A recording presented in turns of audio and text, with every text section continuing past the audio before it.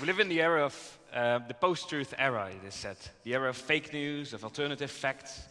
And it seems that opinions are decreasingly based on objective facts, but rather on emotions, on belief, and so on. And if we look at the thousands of ways we can spread these messages through the World Wide Web, you can get pretty pessimistic, actually. But in the coming 15 minutes, I'd like to show you something new, a silent revolution, if you wish. And this is all about using online information to challenge more powerful actors in this world, to challenge, to figure out what the facts are. And this is called digital open source investigation. Basically, anyone with an internet connection and anyone with a laptop can access so much information, that very same information that is being spread around in this post-truth era, to use and to figure out what may be going on. Well, this is the best I can do with my PowerPoint animations. I'd like to start with basically, it started as a game. This is a Facebook friend of mine, asking, a Dutch journalist, and he's posting pictures on his Facebook profile asking, Rara, waar ben ik? Or, guess, where am I? Now this is a nice game, right? Because he posts a photo, and in this initial case, I recognize the skyline, because I used to hitchhike a lot, and I've been to the city several times, and I recognize the skyline of the capital of Poland, Warsaw. So I thought, okay, wait a second, I can actually figure out where he took the photo from. So I went to Google Earth, and you have 3D in Google Earth, and I figured out the exact location where he took the photo from. As you can see the exact building, which you, for example, see here, we can see it here, and so forth, the skyline. So I commented under his photo, like, well, I think you're in the Logos Hotel in Warsaw. I guess around the 5th or 6th floor? And he reacted, 4th floor. But there is a kind of floor in between, so I was kind of right. So this became more of a nice game to play. He posted a photo, and sometimes it's really easy. I mean, I think all of you know where this is, right? Exactly, London. I mean, the buses, Oxford Street in London to be exact. And again, I can use Google Street View, for example, to stand at the exact location where he took the photo from. Now, sometimes it can get more tricky, so you start looking for visual clues. Like, for example, there's no landmark here and so on, so you have to look for maybe signs somewhere. Okay, this may be in the Netherlands and so forth. And we try finding the exact location again. Now, sometimes there is not even buildings or signs, it's just a landscape. For example, here. Now, you may think, how on earth can you ever find this? But I was originally born in Leeuwarden and never would travel to Schiphol, for example. Anyone who has ever traveled with a train from Almere to Lelystad knows what a kind of depressing area it is between those two cities. So I was like, this can't only be one area in the Netherlands, right? This must be between those cities. And then I was just looking for the river on satellite imagery and the train tracks. And indeed, I could figure out the exact location, even the bend in the river, the trees, and even the white spots here of sand. Now, this is a game. But this is using online information, which is openly available to anyone with an internet connection, to figure out an answer to those questions. It's a puzzle. And 3 years ago, a group was found, a collective called Bellingcat, to bring those people that are doing this together and to work together on more, let's perhaps say, important questions. Not a game with a Facebook friend, but figuring out what's happening in a conflict zone, what is happening in war. And Bellingcat stems from the English idiom "bang the cat," or in Dutch, as we say, de kat een bel aanbinden. And it's from a Greek fable of a group of mice that is very afraid of this large and dangerous cat. And they're wondering, how can we be aware when the cat is coming close to us and we are under threat? And one mouse has an idea, and he says we should put a bell around the neck of the cat, because then each time it comes close, we are warned. Well, good idea, but how could they ever do that? Because the mice are also small, and the cat is so large. Well, they say we should cooperate together, because only then we can bell the cat. And that's what we're trying to do at Bellingcat. And I'd like to show you 2 examples, how this collective of mice, basically, because this is all what I'm presenting, is all the teamwork of all of us, has done this. So the first case I'll be presenting is something obviously very familiar here in the Netherlands, MH17. And the second case is the bombing of a mosque in Syria. Now, MH17 was departing not far from here, from Schiphol Airport, destined for Malaysia, Kuala Lumpur. when it disappeared from the radar above eastern Ukraine. And immediately after that happened, there were a lot of theories what may have happened to that plane. Some said it was shot down by Ukraine, some said it was shot down by Russia, others said it was shot down by separatists fighting in eastern Ukraine. Some even went that far to say that bombs were planted on board at Schiphol. So people online started to wondering, okay, who can we still trust with the claims? Is it the Dutch government? Is it the Russian government? Is it the US? Well, what can we find out online? Now, this was a really important picture in that investigation, because people were saying this was showing something very interesting over here, a Buk missile launcher, which is an anti-aircraft missile system. And, we were wondering, can we figure out the exact location where this photo was taken? Because if this was indeed in the territory, it's obviously a very interesting photo.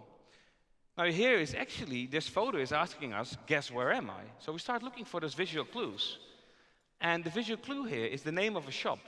Because we can just type that name of the shop into Google, and we find someone has been so kind to list a wiki page of shops in towns in eastern Ukraine, this Torres, and this magazine Strojdom.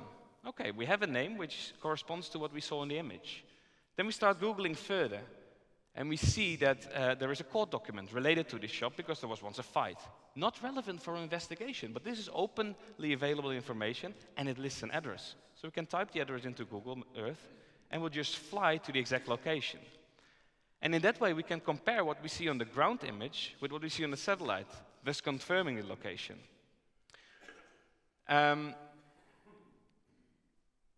What is even more important, so we could send locals, for example, local reporters, to the exact same scene to take a picture from we thought it was taken here. And I'm not sure what's going wrong. So basically, we tried to compare that location. If you look at this image, somebody took a picture at the exact same site of where the photo was taken. If we make an overlay, as you can see where the book was standing. So we could confirm the location. But what we were interested in was determining a rough estimate of time. When was the picture taken? So since very long time ago, we have those sundials, right? Not a sundial, but like we basically use the shadow to determine, well, to give an impression of time, because the shadow changes when the sun is shining, obviously. So nowadays, there is a tool called SunCalc, and it allows you, if you know the exact location, to see how shadow changes during the day. So we were able to determine the time of the day as well, of when the photo was taken. Now, this is a small puzzle piece, but you have to imagine, in the 21st century, there's so many people with mobile phones, and especially if there's military equipment driving by, people are taking photos of it, people are taking videos of it, and they're uploading it to social media, to YouTube, to Facebook, to Vierkontakte. So this is an example of one of such puzzle pieces, but there was way more. Like, for example, this video where we can see a similar convoy, perhaps even the same, driving. And in this way, we're able to map where this Buk anti-aircraft missile system was traveling through separatist-held eastern Ukraine before MH17 was shot down. So we had a clear indication, okay, this may have been something to do with it, because this was one of the theories why by what MH17 was shot down. But at the same time, there is this information war going on. And this is a satellite image presented by the Russian Ministry of Defense 4 days after MH17 was shot down. And I would like to call this like a kind of Colin Powell moment of Russia. Remember, before the Iraq war, they presented satellite imagery at the UN. You look, Saddam has weapons of mass destruction. Yeah, what you gonna do if you see this satellite image? It's just like, yeah, must be true, because how can we check what's on the satellite image? Well, nowadays, everybody can check it. And that's what we try to do here as well. Because what did the Russian Ministry of Defense say? This is 14th of July 2014, 3 days before MH17 was shot down. And they say, look, this is a Ukrainian military base, and there's a Buk missile launcher standing there. Now we have a satellite imagery of the 17th of July, the day that MH17 was shot down. It's not there. Well, obviously, that's very interesting information. We don't care what the outcome is. We just want to fact-check stuff. Maybe they're right. Maybe this is the one we've been tracking, right? But then we start, okay, can we date those images? So we start looking on open source satellite imagery, for example, available through Google Earth, and we compare them with the dates. And what we see here in the top corner is this stretch of trees, right? This is 14th of July. If we go to open source imagery of the 17th of July, we can see there are no trees there. Okay, it could be that in 3 days they cut down all the trees. Could be. But if we start listing all the open source satellite imagery of that location, we can see that on the 2nd, 17th, and 21st, there were no trees standing at that location. So how on earth is it possible that on the Russian Ministry of Defense imagery on the 14th of July, there's suddenly trees standing there? Now, this was one indication that they presented during this press conference 4 days after the aircraft was shot down, misdated satellite imagery. This has nothing to do with those dates. This was from way before those images. So this only created more interest in investigating, okay, can we track where this bug then came from? Because obviously it didn't came from this base. But there was one problem. Look at this video. Look how many similar vehicles are on deep loaders here, on the back of trucks. How could we be sure that we're tracing the right vehicle in the area? So my colleague at Bellingcat came up with an idea with the side skirts fingerprint. It's basically comparing above the wheels, there is this side skirt, and it damages along the way it's being driven, along the way it's being used. So we built a database of all the Buk anti-aircraft missiles that were being spotted on social media images in the area, just to be sure we're tracing the right vehicle. And in that way, we were able to trace a vehicle also across the border, going back in time. So these are digital footsteps of an anti-aircraft missile, June 25, June 24. And it ended at June 23 around a city called Kursk. So we thought, okay, maybe there is an anti-aircraft brigade stationed there. And there was. You type it into Google and there is. And surprise, surprise, they're active on social media. They have a social media page. And they were so kind to post a list of attendances of people that are in certain units. So we just type those names into social media and you find their social media profiles. Now this is not an interesting photo, but they also post pictures of the military convoys, giving more open source information. And sometimes we didn't even have to geolocate it because they would post in front of the pictures where they're traveling through.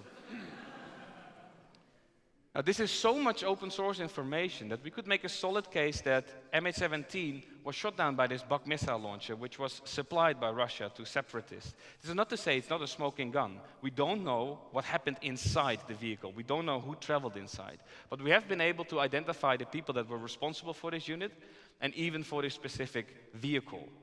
Now, obviously, all those names are here anonymized, but this information we gave to the Joint Investigative Team, which is led by the Dutch authorities, by the Dutch police, and obviously, well, everybody who's been following this has seen that this is indeed has been confirmed, the things we found by the Joint Investigative Team.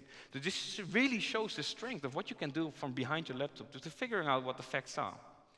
But I want to show you another example. And that's the example how sometimes an investigation just starts. We have a social media post here. And it says there has been an airstrike happening on a mosque in Syria. Okay, sure, we have this claim.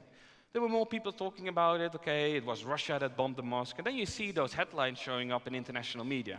At least 42 dead in Russian raids on Aleppo mosque. Well, it would be easy to investigate Russia again, right? We just saw before how sometimes they're a little bit lousy with their social media. But what we always do, and that's what I say, and I want to stress again, we don't care what the outcome is. We just want to investigate. Can we confirm an airstrike took place? Can we confirm it was done by Russia? And can we confirm it was a mosque? Well, starting at looking at social media images posted from that site, we also saw this image. And this doesn't look like a weapon remnant of a Russian missile, because this is in Latin script, and most Russian weapons have Cyrillic script. And actually, if we compare it to one of the most famous missiles of the US, the Hellfire missile, we can see that the label looks very similar. So this started a very long investigation, and actually the US admitted they struck the mosque. They admitted they struck the mosque. They admitted they struck this location, but they denied it was a mosque. So we could geolocate it again and so forth. This is open source imagery. But the US was denying that they struck a mosque. They said, explicitly, we didn't strike this mosque. Again, we don't care whether it was a mosque or not. We just want to investigate. Was the mosque, or was it just a random meeting hall, as they said in this statement released by CENTCOM from the Pentagon? So we communicated with Human Rights Watch and Forensic Architecture, and we all started investigations and shared our findings. And all the three of us, based on open source imagery and based on Human Rights Watch testimonies, we could only reach one conclusion, and it was that this building that was targeted, which we see here, was simply a very large mosque under construction. So what we did is basically get all this information together, all this open source material from the site, and try to figure out, okay, how did this incident evolve in space and time? And by that means, forensic architecture built a 3D model of the model, putting all those puzzle pieces on there, just to get a better impression what was this building being used for. So we can see here, for example, a very large bomb crater.